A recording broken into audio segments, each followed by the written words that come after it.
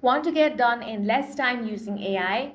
Here's how to use ChatGPT for your everyday task, whether you're planning your day, writing emails, meal prepping, or learning something new. Start by opening the ChatGPT app or visiting chat.openai.com. From the homepage, type in your task like plan my day around meeting from 10 to 3 and a gym session at 6, and ChatGPT will give you a smart schedule in seconds.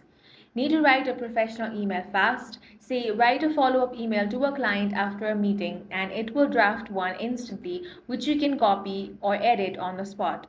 You can also use ChatGPT for things like recipe ideas, summarizing articles, solving homework problems, or even generating birthday messages and travel details. Just ask in plain language. The best part is that ChatGPT can understand images, talk with you in real time, and remember your preferences for smoother conversation.